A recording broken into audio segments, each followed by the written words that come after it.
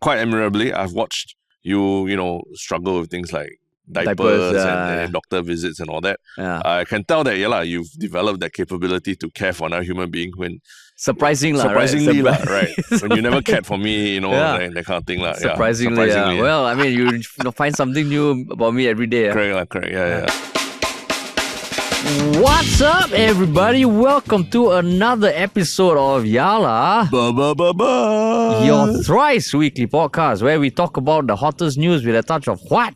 Terence? Good old humor. Good old humor, man. What are we doing here, man? We are literally sitting on two stools in the middle of a grass patch. Yeah. So if you're listening to the audio of this, just check out the video because this is probably one of the coolest setups we've ever done a podcast in. Yeah. But we are at the crossroads of North Bridge Road and Crawford Street. Yeah. Now it looks like a grass patch, right? But actually it's a very special location, right? Yeah, it is. And it is the site of the first HDB Prime project. So, I think on this podcast so far, we have spoken about housing, the future of Singapore. Yeah. And this is done in collaboration with MDDI, which is the Ministry of Digital Development and Information. Yeah. But, just before we go into the topic, also, what does it feel like recording outside? This feels like home. This is what we did as Ministry of Funny, right? We went on the streets. On the grass. I thought you were going to burst out into the NDP song or something. No. This is, we're in the middle of this is Singapore 1965, right? Before development happened, right? This is what we're exemplifying that way. Yeah, I never even knew this grass patch existed, man. But it's cool. And we did an outdoor podcast for our 500th episode. And then now we will be getting on a Trishaw as well. Yeah. But this place. So there's the Kallang River over there, or Kallang Basin. Yep. Right, Kallang Basin. So the site of this has the first prime project. Even before this, what was your thought of like HDB projects and where they generally are at? The idea of this being called Prime says something, right? Prime is like Optimus Prime or Prime Meridian, that kind of thing. Yeah. It really says there's something premium about this place, right? Yeah. And I think it's because this place is located, like you said, not only next to the river, but also there's we're right at the edge of the city, right? Yeah. And there's a hawker center right opposite everything. So it's a really amazing location. So people would think these kind of locations might not even exist anymore. Yeah. Especially for new flats and all. But here we are. This is the prime project. Yeah. And because I got my HDB about 4 years ago, and it was a resale. Yeah. And one reason why we chose resale was because, location. Location. And I grew up in the far east of Singapore. And then you realize location matters a lot. And then you have to kind of the options we could find that were really good was resale. But how do you define location matters a lot? At what circumstance in your life were you that location mattered that much? Because I think as a student or that, you're I live in Tampines or whatever. Yeah. You just take a train or you hang out with your friends, play football, and then take a train home after that, right? So it didn't feel that bad living that far. But why is it that you said location was important when you were searching for a place? I think when I was young, right, I never could understand why my friends always complained about meeting up in Tampines. I was like, it's awesome. It's so accessible and all. But then now that I don't live in Tampines, I realize I love Tampines, but it's quite far from the city. Yeah. And when you start working and when you have meetings and all in town, or even when you want to hang out with friends who come from different parts of Singapore, right? Yeah. A location that is more accessible to the central area was what we wanted as a couple. Yeah, I think that's it. Exactly when you say as a couple. As young family, or if you're you're in a relationship and all, there's always that consideration that you don't want to be too far from your significant other or your family and all that, right? So I'm going out for lunch or dinner, but it can't be all the way on the other side of the island. Even pre-relationship, dating. Or you mean your mother or dating or what? What? As your mother wants pre when you're single, is it you cannot be too far from your mother? Okay. No, what I wanted, if you want to set up dates and all, if you're all the way in one side and then other person is the other side, correct. It's a bit hard to coordinate. You can't send them home, or it's very troublesome. You can, but then you reach home late, then the taxi charge, all damn expensive. That's a big turn off, right? Yeah. So I mean, and now that we live a bit more central, it changes changes the way you live and all. But also going forward now, we're thinking, hey, actually being further in the the countryside of Singapore has its perks also. It has its perks. Yeah, it has its perks. So I mean, that's the thing, right? You can really choose what you want in terms of your HDB. Whether it's a prime location or it's not a prime location, right? Plus and standard as well, right? And I mean, one thing that changed for me and my wife is when we had our kid, which is this year. When you have a kid, then you realize, what you need out of a home also changes, and for us was space, Space was one thing. But for you, like your kid is now 4. No, but that's where I think location also matters a lot, Space is one thing. But the location, such as easy to, bring your kid to your relative's place, your parents and your in-laws and everything like that. Or even just bringing him to play dates and things like that. Yeah, play dates is a thing now, right, for our generation. We can't get away from it. But don't you find being far from family and relatives sometimes is a good thing? At our age, yeah. But when you're a kid, you just want to see, your relatives all the time. That's true. They always want to be connected to their, the grandparents and things like that. That's true. And they'll be asking, hey, why aren't we going more often to their house and things like that. So then you have to deal with that disposment, Haresh. So you have to balance. Please take your cynicism out of this So experience. That's all the perks of going to the countryside. Oh, you want to come over? Sorry, just can't. Yeah. Unfortunately, Singapore is so small that you still get dirty looks if you say you can't make it across the island. Yeah. That's true. That's true. Yeah. But I mean, I think when we first got our resale, we were a young couple. But now that we have a kid, I mean, what changed for you aside from location when you had a kid? When it comes to bringing up a family? I mean, space Space is paramount right? Yeah. I think one of the things that shocked me becoming a father was how much space disproportionately a small child or even a baby needs, right? Not just in terms of for the baby to sleep, but for storage of all their stuff, of all the the cleaning peripherals that you use to clean their things, or how to sanitize all their things. So you need a lot of space. Your kitchen becomes this otherworldly kind of sort of like a mecca for like baby products and things. Toys as well. You need a lot of space for toys. And you just need a lot more space than you imagine when you have a baby. But don't you think also, so I agree that, you need more space. But what we're trying to do is fight the fact that you need more space. Like what? I mean... How do you fight that? So one thing we're trying to do is make sure that our home, it still looks like a home where adults live in. You're resisting. Resisting. Like the playmat right now is a foldable playmat. Okay. Yeah, because she can't crawl yet. Sure. So then everything we let's try and make it look like, it's still... not, you come in only, it's like, there's a kid who lives here. I don't know how long we can fight it. Because it's getting a bit harder. It's that's very respectable what you're trying to do. Maintain some boundaries between being a human being and a parent, right? But at some point, the line will be crossed. It's like when everybody starts off wanting a small wedding, right? Correct. Very much so. Yeah, it's like how people say, I just want a small, nice wedding, friends and family, nothing more. And then end up, they go to some ballroom and 50 tables. Because there have also been instances where we're like, let's not load up on diapers because, they're bulky. Yeah. But then there was one point where we ran out of diapers. Correct. Then we had to squeeze our kid into a size smaller until we got new diapers. Correct. And the other thing about space also, I think we neglected to mention is for your space for you as parents also. To chill out when you need to chill out, right? Like you take turns to, watch the kid or feed or anything. But you want a little bit of space for yourself to just decompress, right? And if you're all in the same room together, that's hard, right? That's hard. Yeah. Because you end up judging each other for how you parent. I see you're nodding. You understand how that feels really.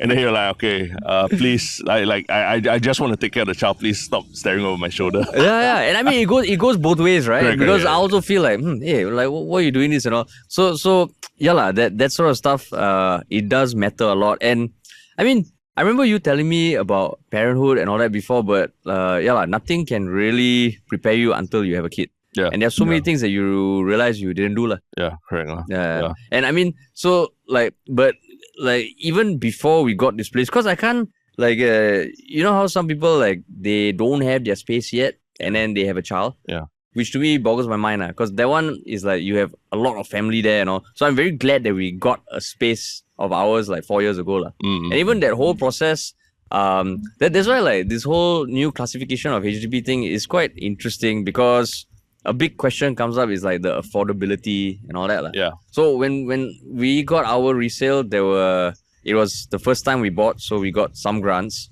And then there was also, 2020 was not the best time even for us, right? With the whole liquidation thing. So there was help from the enhanced CPF grant. So it did help a lot. And I think like as much as it can be tricky to get a house, those grants really helped us during that time. Yeah, and I think going forward, there's going to be even more variation of what's offered for these new kind of housing options. Yeah. And I think the time when we had Minister Desmond Lee on the podcast, he talked a bit about the different aspirations, right, of Singaporeans, especially young families and all that, right? Yeah. In terms of wanting to build their career alongside building their family and all. So, things like aspiring to different tiers of like HDB housing also it gives people options, right? You can plan ahead or think if you want to stretch your dollar a little bit more and what you can get and all that. Because we did ask him that question, right? Like, why is it important that HDBs in every part of Singapore be affordable? And I was quite cynical about that. But then I think he brought up a good point, that it's important that even the prime areas have a mix of demographics. Yeah. So would I choose a location like this? I don't know, but it's definitely an option. Yeah. I think that was something that wasn't there 4 years ago. So it's a nice tweak. Yeah. But I have to say, like, even without the HDBs built here, this is a great place to have a picnic. Sit and have a picnic. We've just been here talking for like, 20 minutes or what, and very peaceful. I feel very peaceful. Yeah, and you don't even need to bring your own food to picnic, because you just go over there and then you bring your own containers. You lay it out. Yeah, it's really on the cusp of the city. Like you grew up in Singapore. Was it like close to the city or?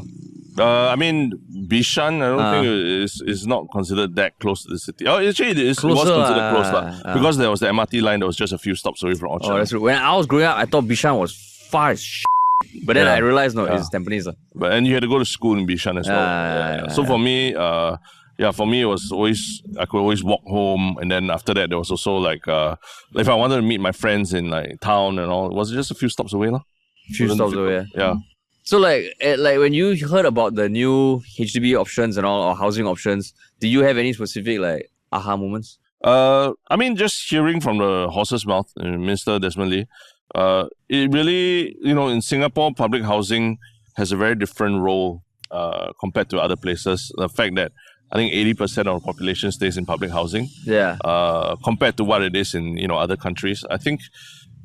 I say this in a completely like a bit of a geeky way, right? What we are seeing here is a very, very big experiment, right? To see whether the model of public housing can be different for a country, right? Yeah. Compared to how it is in a lot of other developed nations. Yeah. Because we can't deny that things are getting expensive, right? Sure, yeah. And I don't know how we are going to navigate that. It is a big concern, because even for us, as we are looking for a new home, it is a consideration. But I think hopefully the changes continue to evolve. But this one feels like, okay, then there's at least a bit more variation, so you can adjust it to what you want. Yeah. That's right. Exactly. So it's like, when I say experiment, I mean that, certain things can be tweaked along the way. It's not perfect at the start, but you tweak a little bit, tweak here, tweak there, and then you see how people respond to it. Yeah. But a place like this, you look at like, it just boggles my mind that even now where we are, there's like,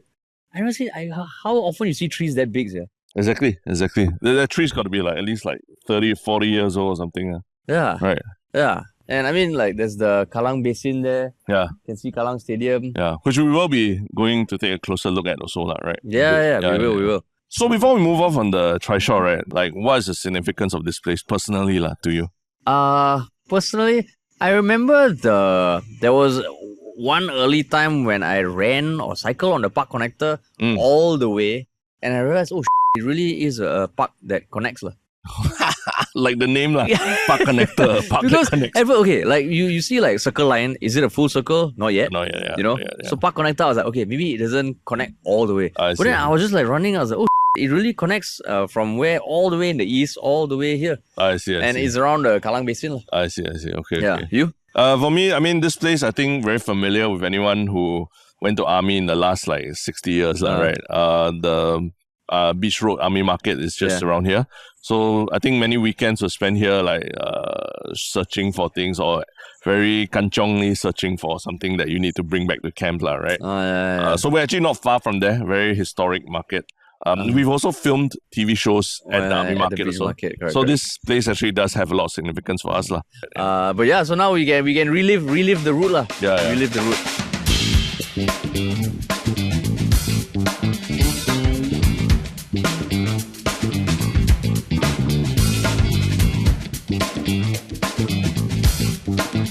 All right. Here we are. Kallang Basin, man. How does it feel on a Trishaw again? Actually, it's a very beautiful day. You know, usually this period is a whole monsoon season and all. Yeah. But today is actually really nice. For now. Because I think that's how we started the last podcast on the Trishaw too, Terence. Yeah, exactly. So please, curb your enthusiasm. I know. I'm trying my best. But I'm excited because the water is beautiful, sun's out, skyline and everything. It's true, really it's nice, true. Right? Yeah, and I mean, the water is, of course, the water of the Kallang Basin. So, some interesting facts. Okay. How much do you know about the Kallang Basin? Not much, actually. Not much. Well. So, the Kallang Basin, I never knew this until today, is actually part of the Marina Reservoir. Okay. Yeah. So, there's a Marina Reservoir specifically. Yeah, it's the one that, you know, Marina Bay is branched off by the barrage. Okay. So, this is part of the Marina Reservoir. And it's like 1/6 of the reservoir catchment area of the whole of Singapore. 1/6? Wow. Yeah. Oh, sorry. 1/6 the size of Singapore. Oh, 1/6 the size of Singapore. Yeah, so the 1/6 the size of Singapore is the Marina Reservoir. Yeah. And we are at the Kallang Basin. So when you say Kallang Basin, for people who are listening, we're actually looking from a distance at a sports hub. Yeah. Right. It always amazes me when I look at it. Like it's the size. I mean, the scale of it, the size of it, and then when you go inside and it's a very, you know, there's like the air cooling system and everything. Always very impressive when I go inside. This part of the Kallang Basin, it's a park connector. Yeah. You see a lot of coconut trees around this stretch, right? Yeah. And also Coconuts. You come right up to the water. You see young Gen Zs cycling around on their little foldable bicycles. And things like that. Yeah, I don't know whether we will make it as tour guides. Surprisingly, this stretch, you will see a lot of bicycle tours as well. Is it? Yeah. Oh, yeah, that's true. Yeah, and it's not Singaporeans taking these bicycle tours, it's tourists. Yeah. So even if as a Singaporean, you're not interested in this place, there are people from around the world who pay money to come and see this place. Yeah, exactly. Yeah. I think the last time I saw them, I was like, oh, I mean, okay, because when you stop and look, right, this place is actually damn nice, no? Yeah. And I remember it was after I came back from uni in 2009, the first time I saw the Singapore waterfront from, I think, Marina Bay, and I was like, oh, this is actually pretty cool, man. Yeah. It is. Like, I also never grew up with a water body in front, so if you're living here, right, that would be nice, lah. And like, but you know, compared to when you were growing up and how you are now, how has your concept of a home evolved? I think, like what we were saying earlier, the idea of the home kind of evolves with who your identity also, right?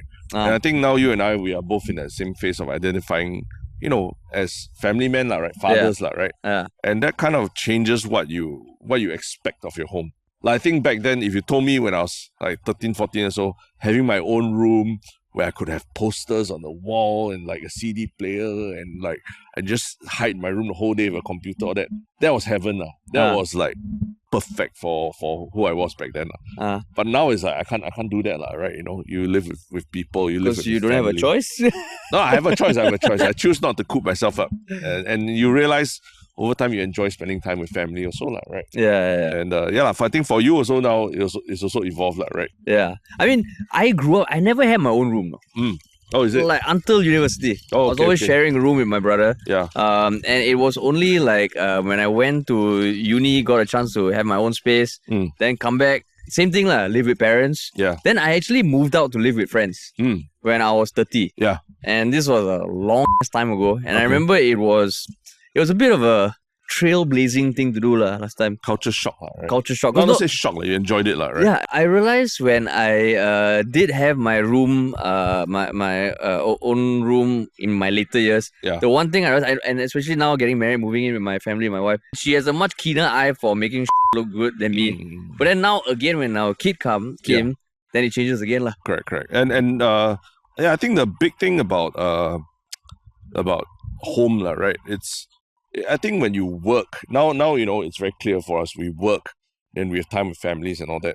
But home, it really becomes this place to recharge. I don't know about you, but last time when I was a teenager and everything, I didn't want to be at home most of the time. Right? You wanted, correct. Although yes, my room was very nice, but you would rather be out, hanging out with friends and things like that, right? A lot of times you try to come home as late as possible. But now it's the reverse. Now it's like, I look forward to being at home, to just like being able to recharge my batteries. And just, not necessarily walking around naked or anything, right? But just really just letting go and being yourself, right? You've never walked around naked in your house? Not so much anymore. When you live with people, it's a bit harder. Yeah, when you live with people. But when you were not... So you still do lah. I wouldn't say full naked lah. Full naked, but part naked. Yeah. Just don't. Just remember that in Singapore, don't go near windows. It's a crime to walk around your home naked. Don't go near windows. Yeah. No, but I totally agree with that. I think that's why my room was so Spartan also, because it was like, okay, I just come here to sleep and all. Yeah. And I remember even when I was studying in uni, like 6 months, 1 year, never see my parents and all. Come back. And I mean, shout out to my parents and all. A lot of love there. Yeah. But I remember like 30 minutes of being home, right? I was like, I need to go Tampines Mall. And just chill out and have my own space. Correct. But I think, that changed a lot once you start living alone or have a bit more independence. Yeah. But then it changes a lot again once you have a kid and a family, or if you have extended family living with you. Now, how would you describe your home? Like, I know you said it's where you recharge. But how else would you describe your home? I think it's a very zen-like space. There's a lot of green in the house and everything. Just like out here, there's a lot of green out here.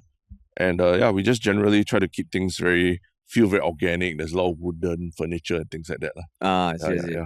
But like deep down in your soul, Terrence, that was what I was asking. I was asking about the details. Like philosophically what home is. Yeah. Like I said, it is a place to recharge your batteries. And to really, before you go out and face the world every single day, right? Yeah. Your home is where you come to and you can let all pretenses down, be who you are in front of your family. And you like every other guy, you can hide in the toilet for as long as you want, right? I'm sure you also confirm. It's my throne. It's my throne. Yeah, correct. Yeah. I think one thing that I realized, because I know now there's a lot of talk on like, okay, should housing be more rental? Why do people need to own a home? Yeah. Maybe it's just like that I grew up like a longer, not like Gen Z or anything, but the older mindset of like, I remember when we got the keys to our home, right? There was a sense of like, next time when people ask, where do I stay and all, I can stay in my own place. And that felt like quite I'm a full-on adult. Correct. And that's true. That, in the sense of like, now when I think like, because we lived overseas and all that. Yeah. It's very different when you rent a place and you're only there for 1-2 years. You can't really sink your roots in that, right? Yeah, correct. But now you can, whether it's planning long-term like renovation or even just really understanding your area very well. Yeah. Like really taking long walks around the place every day and understanding who lives where and what the gossip is in the house. Now there's a lot more of that in my life. Like I actually take an effort to really understand where I stay. The gossip. Gossip is one thing. Gossip is one aspect. But even my dogs, they know where's the spot to go and like poo and pee. Pee and poop. They really know best. Yeah. I think, actually when I was younger, I was thinking, 2 years here, 2 years here, 2 years here, move around. But now actually, it's true. Like I have my favorite place to get coffee. Yeah. My favorite walk, my favorite place to run. And I never thought I would appreciate that. Correct. Maybe that's something that happens when you get older. Yeah. I think it has to do with the neural pathways in your brain as well. Oh, please explain there. Like the basically muscle memory, in terms of like what you said, where you get to go and do various things you enjoy doing. Your body just tends to that. Okay, if I'm in this space, the smell and everything, I need to get my coffee at this place and get my fix. And also maybe it's because like as you get older, where you have to deal with more shit. you just don't want to have to think too much. Correct. And now I think we're going to kind of take in the sights of Kallang Basin and get a little introspective, man. Yeah.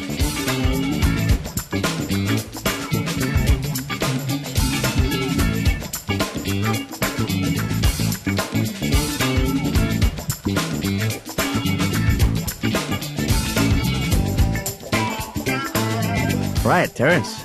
Wow. Look at where we are, man. Yeah. Not only the location changed, weather also suddenly it's very monsoon season weather. Is nature telling us to hurry up? Yeah. And we also saw some interesting natural wildlife along the way. Yeah. What did we see? The very famous otter. Yeah. And it was solitary otter. But it was a big one, the alpha otter. A big one, alpha. Is there such a thing, alpha otter? No. It's just what I came up with. Oh, alpha otter, AO. Yeah. But we came up close to it. Who would have thought that how many years ago we started our podcast, we were recording in our rooms, right? Look at where we're recording now, man. Yeah.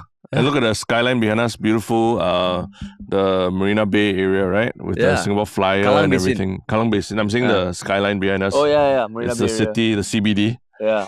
The place that I guess you dreamed of working when you were younger. I did. Yeah. Yeah, and then I realized I never want to go close to that anymore. But look at us now. Yeah, we are like talking about the CBD on a work day, just chilling out here. If anyone can see us from the offices thinking, what the hell are those two people doing in the middle of like the Kallang Basin? Yeah. But yeah, I mean, we started off at that patch of grass, took a nice ride down Kallang Basin. Yeah. And now we're here. I mean, it's a perfect place to get a little like introspective and philosophical. Melancholic. No, but yeah, this is literally, you can reflect here. Like the water is reflecting the light and everything. It's a place for reflection, I would say. Yeah, because I mean, you can see the whole spectrum of like architecture, right? You can see flats in the distance. You can see the sports hub, indoor stadium, CBD. And literally that, like what we said earlier, that's going to be the Kallang life. Yeah. I don't want to sound cheesy, but here represents the change. I mean, the myriad of changes that Singapore has experienced over the years, right? Yeah. The stadium, the Kallang area, and then the CBD behind us, the flyer and everything. Yeah. Amidst all the natural scenery that we have as well. And I remember when I was young, right, whenever I used to complain about something, my dad would always tell me, just shut up, okay? You don't know what Singapore was like. And now it is really a big change. Yeah. And I never thought about it until, I got older. But do you find you're thinking about the future of Singapore and all, like, it's a lot more deeper now that you have a child? Of course. I mean, talking about your father having that kind of like wisdom, right? I think over time, as a dad, you definitely see the world a bit differently, right? What's the biggest thing for you? The difference, because it's very fresh for you, like literally months, right? Yeah, it's about 3 months ish, and I think the biggest difference is that personally, of course, it's no longer about just what I want or even what my wife wants. We have this poor defenseless child who can't do anything. Defenseless, victim, like defenseless, no friends, defenseless, can't do anything herself. No WhatsApp groups to hang out. No WhatsApp groups. Cannot watch Netflix on her own. Yeah. So we really, not say our world revolves entirely around her, but a large part of it at this point, especially, it does. Yeah. And then you start thinking about even our home, right? Like now, just someone came over the weekend and said, all your glass bottles, there, it has to go once your kid can walk. Yeah. It never occurred to me. Correct. Yeah. So internal in the home, but then also external thinking, gives more like thinking about when you hear announcements of what's Singapore going to be like in 20, 30 years, got another layer of like, this is going to be when she's my age or close to my age. Correct. And you think a bit more about it. Yeah. For you? I mean, as the esteemed philosopher Eminem once said, have you ever loved someone so much you'd give an arm for? And not the expression, no, literally give an arm for. I think that's what happens when you become a father, where you realize like it's really an extension of you already. You have to think outside of your body. It's not just your body already. Yeah. Outside of you, there is a you outside of you, and that's in your family and your children, right? I see. So it's a very real thing that when you see the world around you, you don't think about how you experience it. You think about how your child might experience it also. So in terms of like even just being here, one of the first thoughts I had was like, I will bring my kid to come and see this. That'll be freaking awesome, right? Yeah. And he'll enjoy watching the otters and all that as well. Yeah. So that's what fatherhood does. It just kind of gives you like this almost like a a second lease of life, almost like you have an extension of your body that almost goes out of you already. Yeah, right? But you're saying it with such, like, such glee, like right now, right, I can't see that yet. Because you are thick in the middle of like the like what you said, survival mode. Survival mode. It's survival. Even if I bring my kid here, I don't think she can see past the trees. Okay. Right? You never know. Maybe she got better eyesight than you. Maybe that's true. Do not project your color blindness on your child. Yeah. Oh yeah. I didn't even think about that. But yeah, I think just the thing about like, I mean, even what you're saying about how it's an extension of you. I think like just anecdotally looking at the previous generation, I don't think fathers thought the same way that way. Maybe not.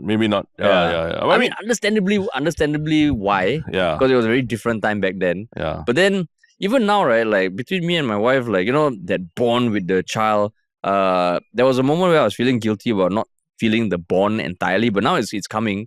But then I think it's a real thing that fathers there's a different relationship with the child. Correct. Yeah. And we're not judging. I think what we're saying is that across generations there are different views of what the role of a father is as well, right? Yeah. And I think our parents' generation, it was really meant about survival, putting food on the table, making sure, and trying to get your kids into school, into good schools and things like that as well, right? So it's a very different role that the fathers played back then compared to now. Yeah. And I mean, even as simple as when I was talking to my father-in-law, like when he had their kids like 30 plus years ago, I think there was no paternity. Oh, no paternity. Wow. Yeah. It's crazy. Yeah. So not even like a day or something. I don't think so. I think, I mean, I can't recall, but maybe very minimal. Because even as recent as like a few years ago or like last year, it was like, I mean, even now, 2 weeks mandatory, but the 2 weeks are kind of optional, right? Yeah. But I remember him telling me, his wife gave birth and the next day he was back in the office. Wow, that's which crazy. Blows my mind. I mean, thankfully, like this year when my wife gave birth, I got a chance to take the full month. Yeah, which is kudos a lot to you and our team for covering me while I was gone. But I felt like, hey, actually, it's a nice thing to be there for a month, because the first month is crazy. But Haresh, like, fathers, what do you do in the first month? You're just sitting around at home, like watching TV, Netflix and all that, right? Yeah. So, I mean, I need to decide which shows to watch and then what time to go for my exercise. And then, no. That's the old roles. The old way. And I think also, like, now, even if you wanted to do that, I think generally the expectations are different. Because I think previous generations, a lot of, or at least in my extended family, like say my mom, once you get married as the mom, you are the caretaker of the kids and the home. Yeah. But now no there's women work Yeah, and they have maybe even more successful careers than the spouses. Yeah, sometimes, exactly. Right? Yeah. So it's there's no longer this expectation that woman has to stay at home and then the dad has to be the breadwinner. Yeah, I would say it's much more even now between couples in our generation, right? Yeah. I mean, I think like it's a nice thing because I like in some way. I think as you get older, you also realize the importance of relationships across the board. So with like friends, with family and all, and with a child, I think it's nice to have that relationship. There's not just like, okay, I'm providing food and sustenance for you, you go do your thing. Yeah. But 1 month of paternity leave, do you find that was like adequate for you to get bonding with your child and everything? I would say like I even now I think the bond is still growing. Yeah. Am I inseparable yet? To be honest, like not really. Not yet. I don't know if it will ever come. But I think 1 month, it's almost like, okay, comparing 2 weeks to 1 month, 1 month is great. Yeah. I don't know how it would be if like there's a year. Because I think then there's pros and cons to that also. Right? Yeah, trade-offs. But I think it's important in that month, it's not just about the bond between you and the child, but also sort of trying to establish new ground rules in the house and things like that. Yeah. And that's what having both the father and the mother together, being able to discuss everything every day and just set all the timetable and everything for yourself. That's important, right? Yeah. Even though timetables mean what now, Terence? First 3 months. Correct. Like survival mode. Survival mode. Yeah. But I think, like on that note, I think like being there to help out with your wife is also damn important. It means something. Yeah, it means something. That's why, like, this year when there was an announcement that the paid parental leave is going to increase, That's pretty cool. That means I think 1st April 2025, it increases to 6 weeks. 6 weeks, of shared parental leave. Yes. And then 1st April 2026 will be 10 weeks of shared parental leave. Additional shared parental leave, right? Which is pretty cool. Yeah, and you get to decide between how much of it is split between father and mother, right? Yeah, correct. I think that's awesome, because like what we said, there are times when actually it's the mother who needs to go back to a career and all that. And then the dad can actually pick up the slack from there, right? Or vice versa, up to you to decide. But I think it just gives dads the option to really dad, right? Be there for the family, for the child. So what does it mean to be dad?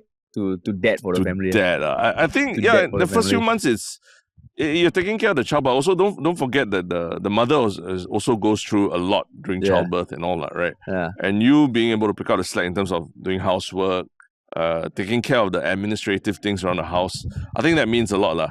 Yeah. And if there are any occasional hunger pangs in the middle of the night or something like that, you go and go and buy supper and things like that. That actually means a lot. Because at the end of the day, no one cares more about the family than the father and the mother. Yeah. And I mean, on the administrative side of things, there really is a lot of administrative side things to do. Even though now it's easier.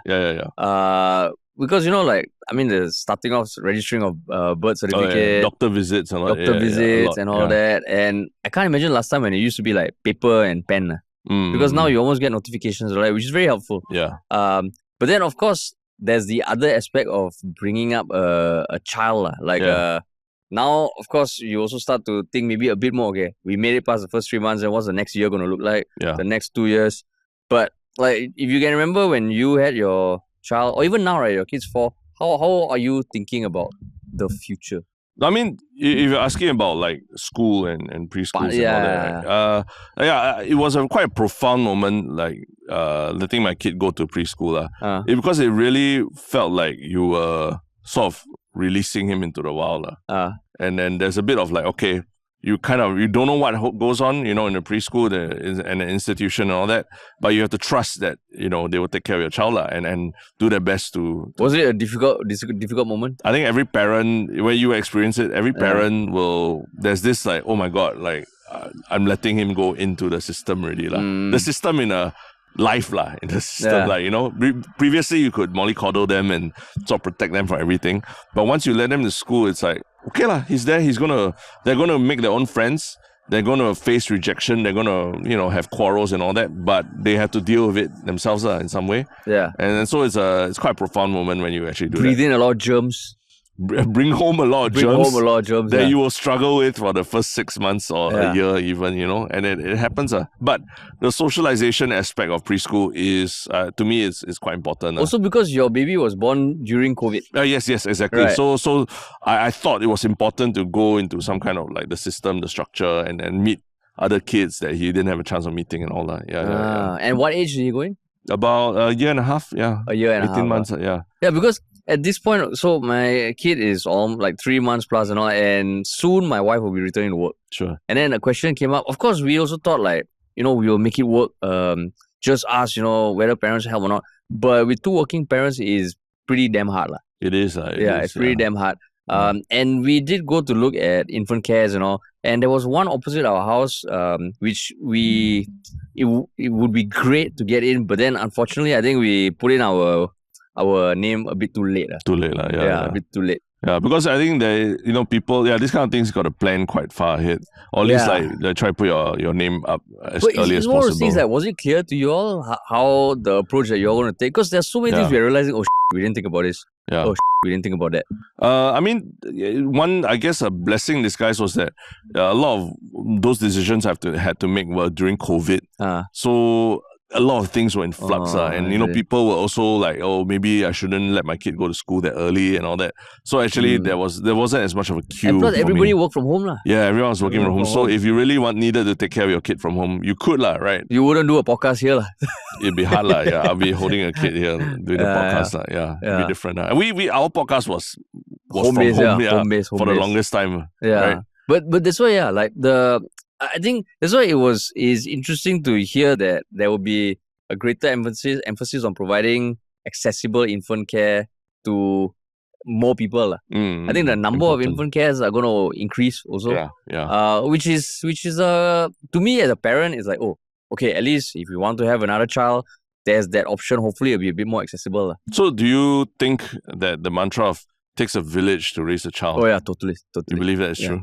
Totally. Now you understand like why they say that. Totally, yeah. I think the only way to do it without a village is that if you have the luxury of like one parent being dedicated full time.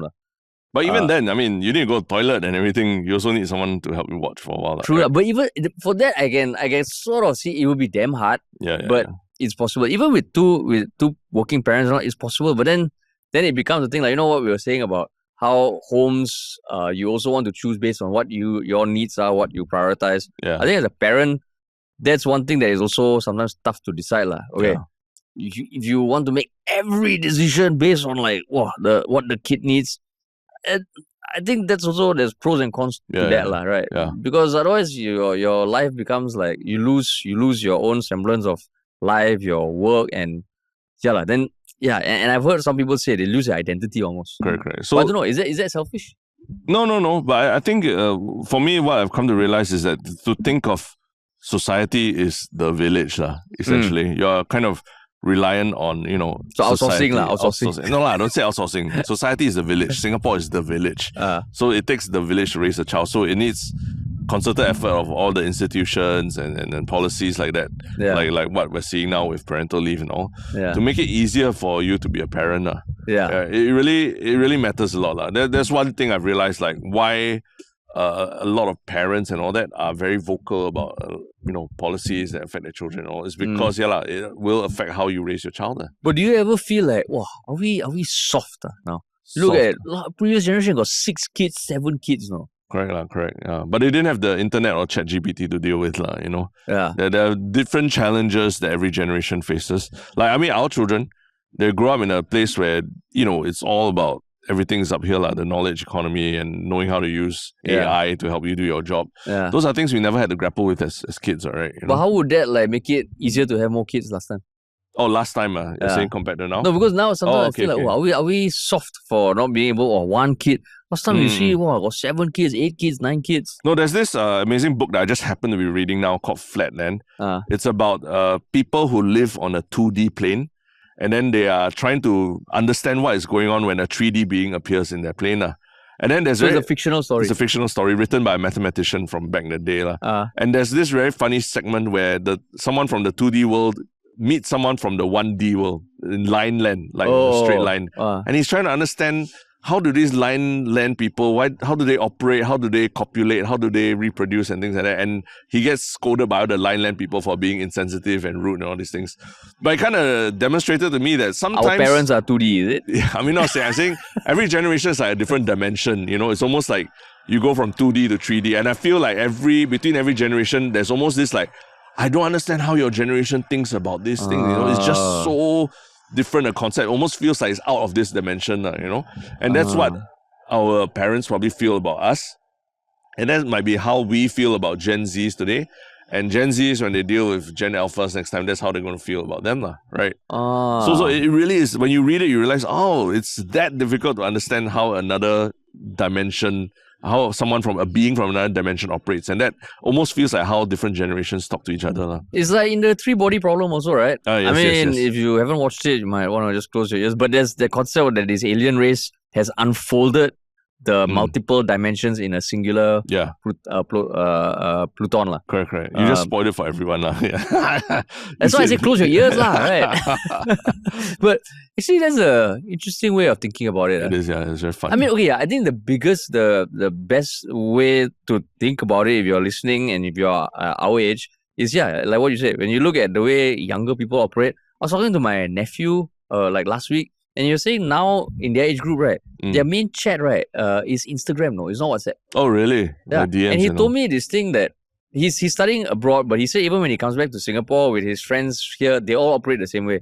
If it's social, it's Instagram. If it's something that is somewhat formal, it's WhatsApp. If it's school, it's email. Oh, I see. Yeah, then so school gets the boring stuff, the boring emails. He's in uni now. Then I was asking him, but what do you mean? If let's say you're at event for your society, entrepreneurship society, he said that's WhatsApp. Then I said, but okay, if you're planning a party, that's Instagram. Then I said, if you're going from an entrepreneurship event to a party along the way, how you decide which platform? He said, then you check the vibe.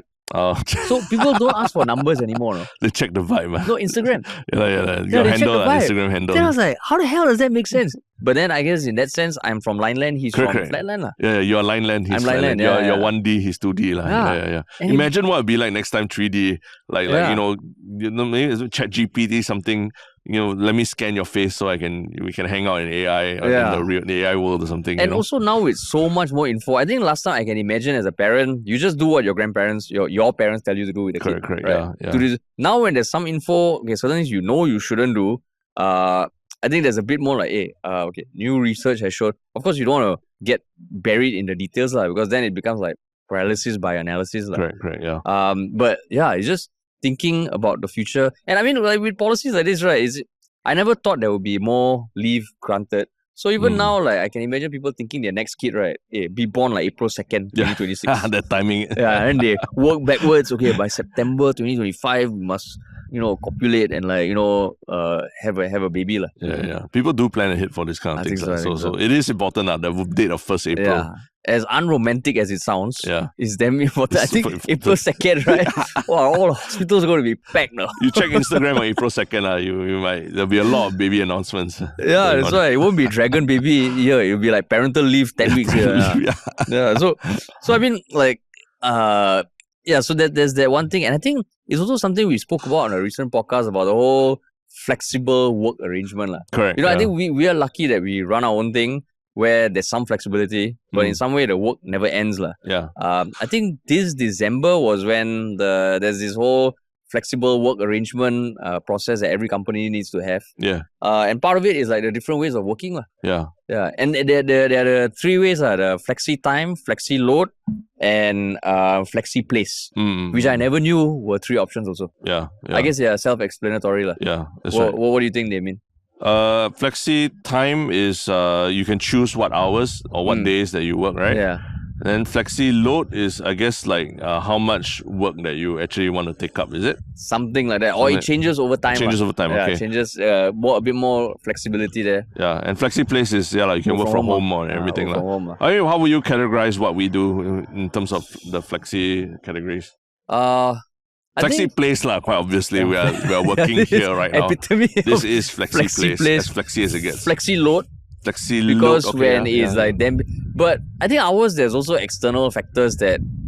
So the flexi load is we can choose the flexibility, but sometimes we can't. Yeah. So I think, but that's why there's this dream of starting your own thing to control your work and all, or your schedule. But now if that's being offered to the corporate world, that's quite cool. Yeah. And I think flexi time, I know, we run our own business, all that. So people think that we are very free to arrange things at our own time and all. But the truth is actually because of the schedule, our podcast and everything, actually we spend a lot more time fixed hours in the office, having to film and everything. Exactly. People think, the podcast live, then so freedom. No, we are in the office and working. The podcast comes out on at night or in weekends, but during the day we're in the office doing it. Yeah, and if it comes out at night, that means Tristan is working. He's working also at night. True night, yeah. But he has also flexi time, flexi load, flexi place. We encouraged flexi. We are flexi. We're flexing our flexi arrangements. Looking back at when we were in the corporate world, I cannot imagine. Of course, it was a while ago, 10 years. Because the concept of flexible anything was so foreign. When you were in the corporate world, same thing, right? It was you're in the office every day. Yes, but it could be a more generational thing. I think that time when we were very thick in the corporate world and all that was when, FaceTime and leaving later than your boss, all that, those are requirements. Right? Yeah. But now also a slightly different generation with different generation. The workforce generation has evolved a bit, and I think the expectations are different also, right? So, I mean overall, I think as tough as it is to bring a kid, as tough as, costs are increasing, everything is getting tough. These sort of things, I think they just make things a bit easier. And I know sometimes we can be very critical of what we hear. Yeah. But this one, genuinely, when I was hearing the announcement, actually, that's at least a step in the right direction. Yeah. And I think as a parent also, the funny thing is, I think like listening to a National Day rally and all it's damn important. It becomes very important. I always like, why do my parents always want to listen to like the Prime Minister talk and all that? But now when you're a parent, you're like, now you know why. Because everything they announce will affect you in some way or another. Right? Yeah, correct. Yeah. And then you get all these like CC vouchers you need to use, you need to plan and all, grocery shopping and all. Correct. Yeah. And then you're planning all your, is it grocery shopping like for like, a Christmas period, you have friends gatherings or whatever. I still need to use up my CDC vouchers, Exactly. But I mean, in general, like quite nice. And I think anyone who wants to be introspective and think about future, just come here, man. Yeah. Look at this. Yeah. It's a great place. You might spot an otter or two. Yeah.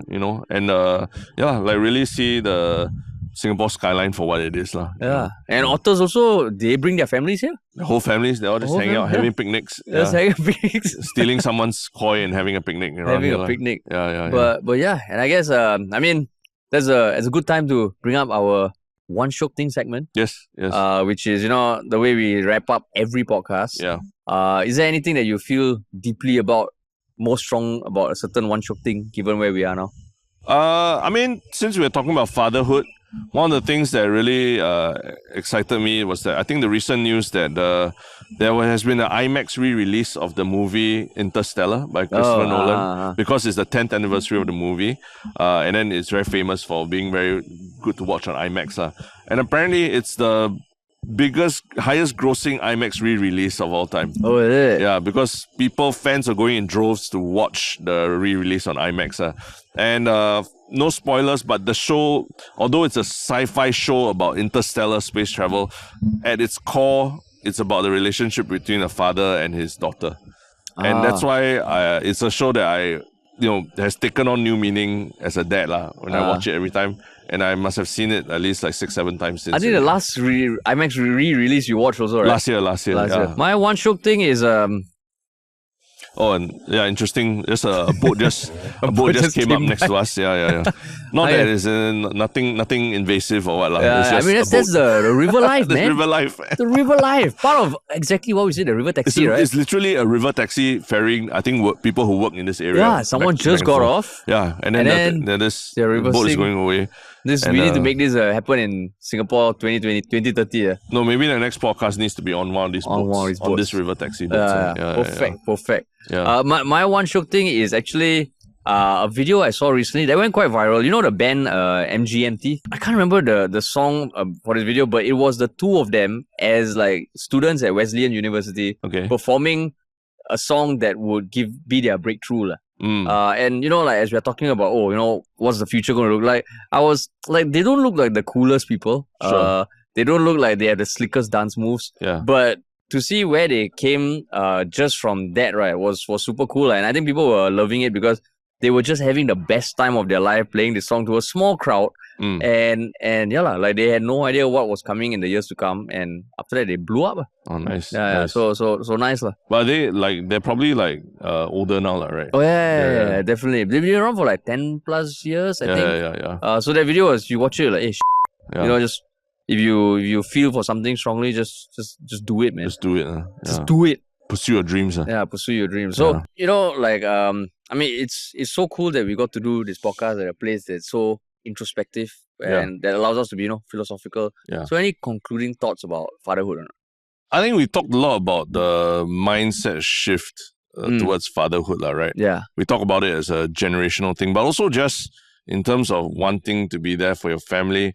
And not just about having time off because it's very shag or what, but also about you becoming a caretaker, right? Also, not just watching Netflix, working out, meditating and all that. Not for you to recover from, the trauma and the PTSD. But really about you becoming also a caretaker of the child, which I think quite admirably, I've watched you, struggle with things like diapers and doctor visits and all that. Yeah. I can tell that you've developed that capability to care for another human being when surprisingly, right? When you never cared for me, that kind of thing. Surprisingly. Well, I mean, you find something new about me every day. Correct. Yeah. No, but it's true because I have also seen instances of where, I guess maybe among the older generation where the dad doesn't change diapers at all. Correct, yes. Yeah, yes. And they don't even know how to change diapers. Yeah. Yeah, but now, you need to know how to change diapers, put diaper cream, moisturize, clean the snot, bathe. Yes. Bathing, I think, has become my jam. Your jam, bathing babies. Bathing babies. Bathing my baby. Bathing my baby. You just clarified that, right? Yeah. Bathing my babies. Correct, yeah. And I think the one thing is also like, as we move away from everything work from home, as you see more companies mandating come back to office, I think having some sort of flexible work arrangements is super helpful. And that's something that me and my wife have realized that I can imagine like if we don't have some way of working through this, either through like work arrangements like that, then if it comes a point in time where there's a meeting during the day, right, both of us have meetings, right? Correct. Then who gives up? And I don't think it's fair also that one gets over the other. And I think having stuff like that, like now every week, and I can imagine when she goes back to work, every week we'll plan, okay, what's your arrangement? When do we need to do this? Can you take time off? Can I take time off? So it's a bit more balanced. I have that check-in every week every also. Week, right? There's this certain day that I can't do it. Can you take care of the child or bring him home from school that day? And I think it's quite evenly split between me and my wife because I think, her career is also important. So her balancing her career with, child, taking care of the child is important. And for me, taking care of a child, I will admit, was not was not something immediately I took to and like I enjoyed. But now I've come to enjoy it a bit more, right? There's a process of, especially when they get a little bit older. Can smile and stuff like that. Smile. And there's a process of beyond just taking care of the immediate needs. It's also like, making sure that they find their place in the world. And that one is like a marathon. It's not a sprint. Every day you have to do. Place in the world. Every day you have to do a little bit. You have to explain. You realize you have to explain all the very, very basic things of just dealing with rejection and things like that. And that is part of parenting as well. That goes beyond just taking care of diapers and all that. That one I haven't experienced yet. When you get there. Now the talking is just one way. I just talk. You talk. I talk about it's the news. news. It's kind of like the podcast. You just talk one way and I just listen mostly, right? That's why. One day it will become a two-person thing. Need a co-host. Now it's just only I have the mic. But I mean, interesting. And there's a lot that I've learned. And I know that I will never leapfrog you in terms of being able to dish out the moral superiority. Because you have a 4-year head start. But it is what it is. But I mean, it's a journey to enjoy nonetheless. I would say. It's a journey, every step of the way, it's slightly different. And you just enjoy it for what it is. And now 3 months in, I can see the enjoyment more. Like even the smiles and some laughter. It's nice because the first few weeks, it's really just, they don't even know who you are. They don't care who you are. So it's nice.